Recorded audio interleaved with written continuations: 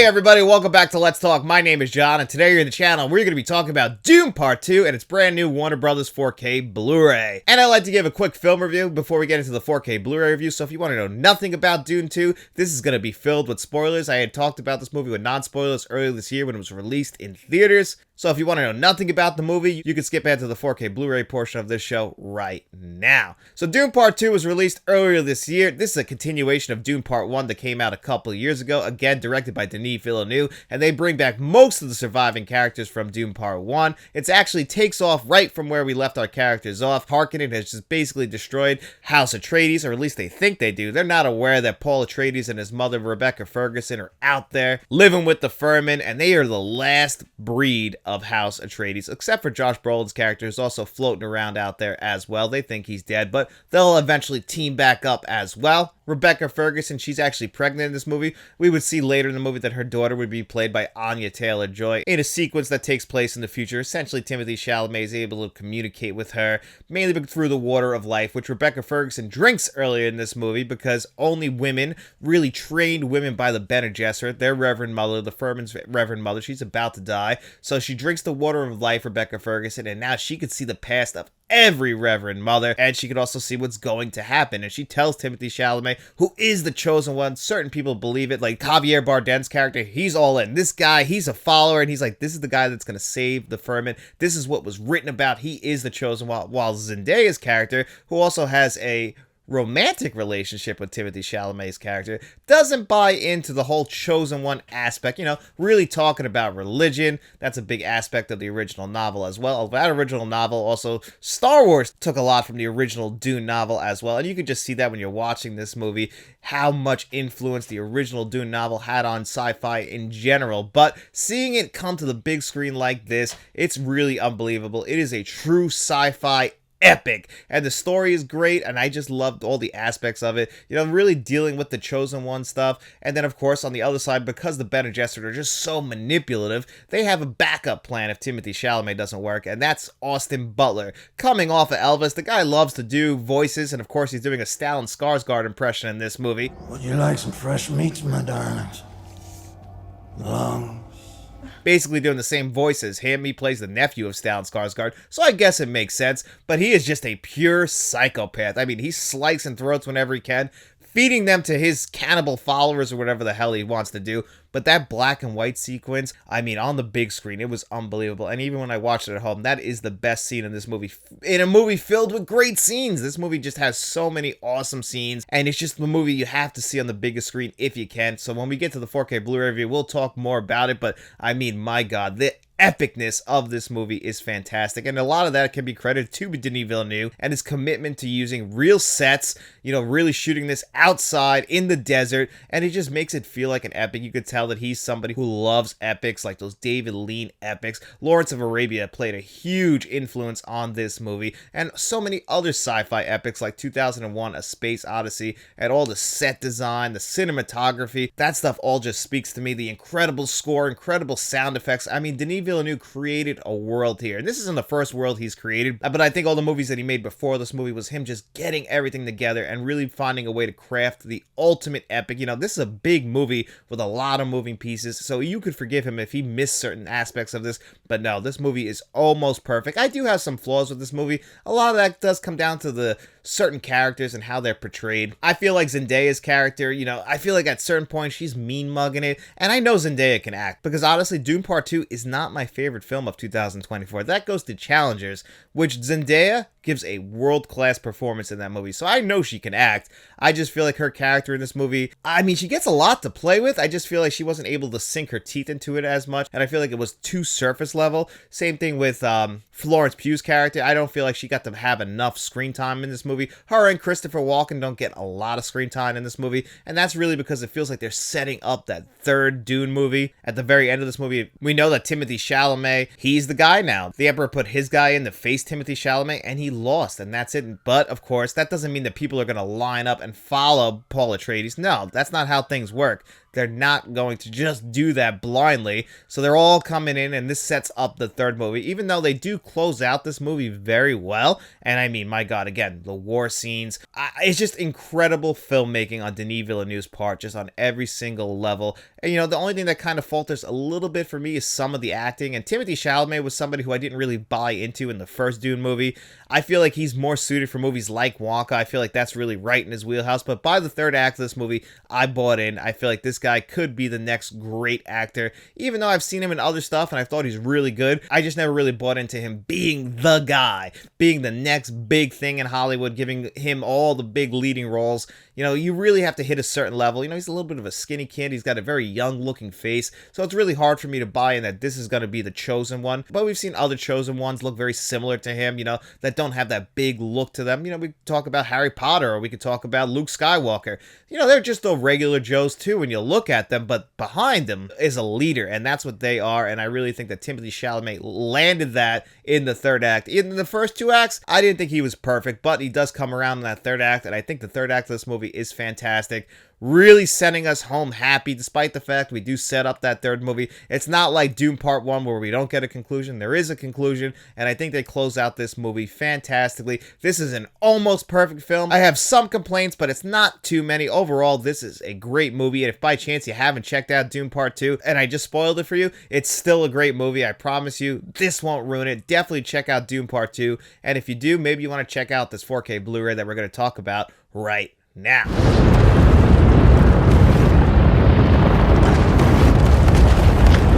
Well, here it is, Dune Part 2 on 4K Steelbook. I pre-ordered this through Amazon. It got delayed a few days, but I got it right here. I am very glad that I got this Steelbook. I'm not the biggest Steelbook lover, but I did love Dune Part 1. Didn't grab that Steelbook. I kind of regret that. Even though Walmart did have a brand new 4K exclusive Steelbook for Dune Part 1, I did opt to get Dune Part 2 on 4K Steelbook, and I'm really glad I did. You come inside, you get two discs, you get the Blu-ray and the 4K Blu-ray disc, and unlike other Warner Brothers releases, the 4K disc also has all the special features as the Blu-ray disc, but that doesn't tell the whole story. Some of the special features are exclusive to digital, so this does come with a digital code. I give mine away, so I'm not able to compare which ones are exclusive to digital.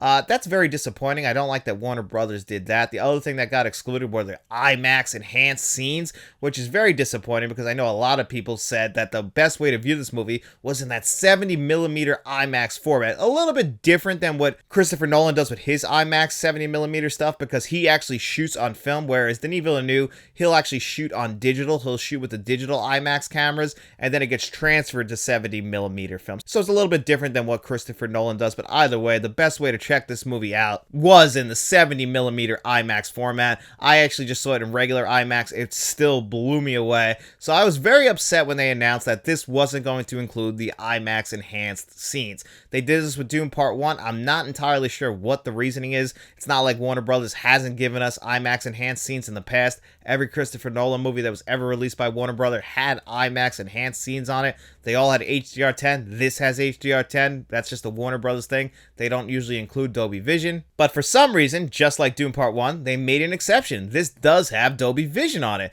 which is pretty surprising. But again, it also gets a brand new Dolby Atmos track. So maybe they sprung for a little bit of the bells and whistles that we don't really get all the time. But they didn't give us those IMAX enhanced scenes, and all the special features aren't on the discs. Starting with the extras, I'm still very happy with the extras that we did get. They're just a bunch of featurettes that if you would have edited them all together, probably add up to about an hour, hour 10. The longest one is about 11 minutes long, but you'll have some in there that are about 4 minutes, some about 6 minutes. There's another one that's 9 minutes.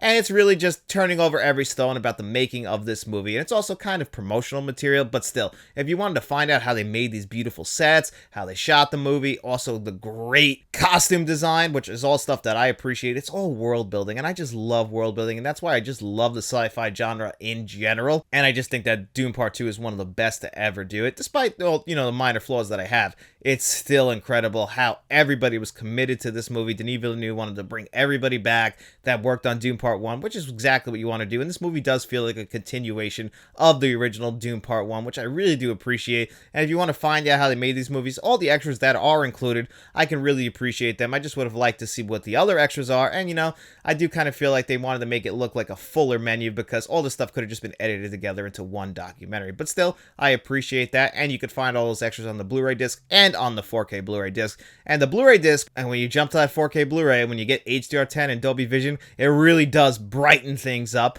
And when you compare it to Dune Part 1 on 4K Blu-ray, I think this is overall a better disc. It's a brighter disc. But of course, there's going to still be some darker scenes, but that's not because of the disc. That's just how they shot this movie. You know, they use natural lighting, the sets themselves. They want to make sure that the light source is coming in from the top or one part of it. They're not trying to have this be very bright intentionally, and I appreciate that. A lot of people said that there wasn't HDR on the original Dune Part 1 or they messed it up.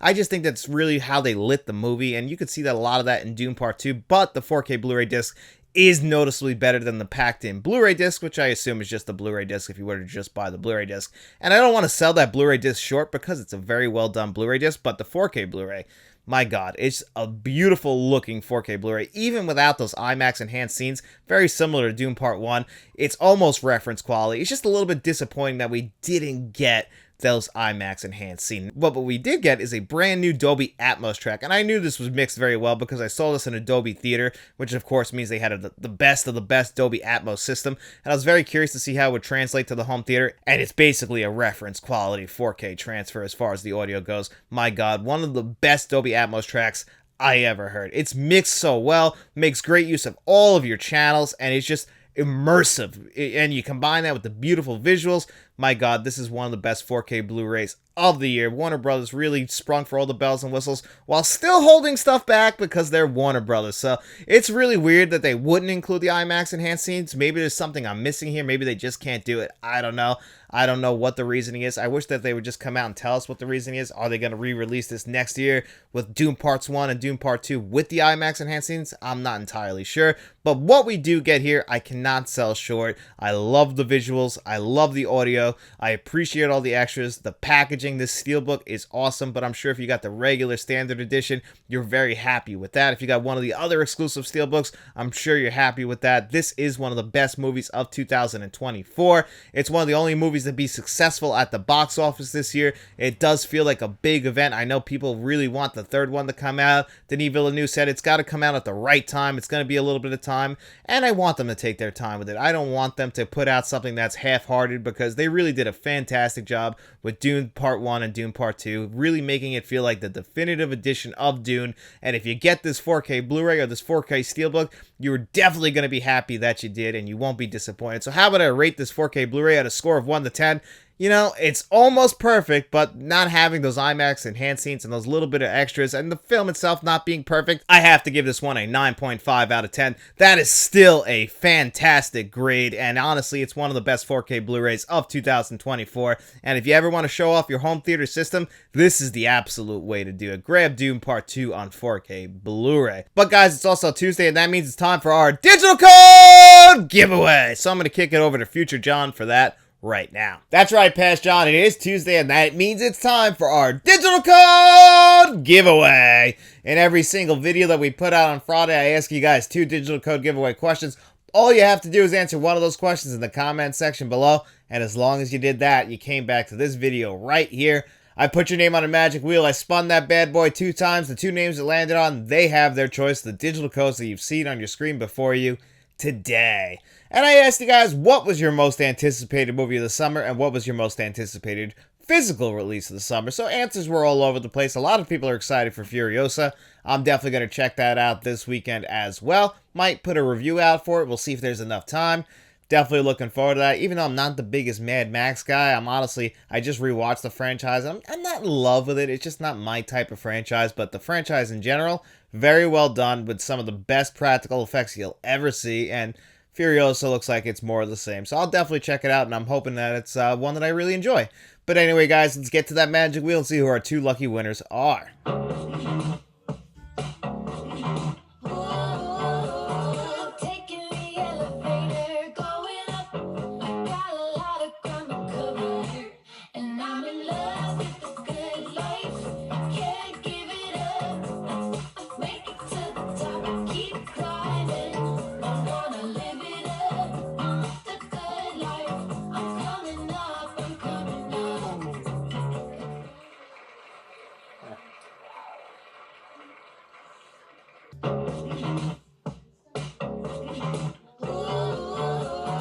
Taking the elevator, going up.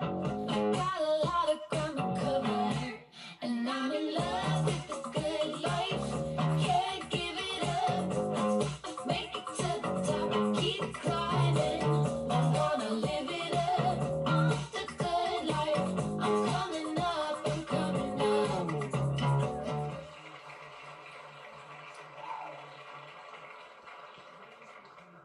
All right, The Existing Four and Evil Dead 1996.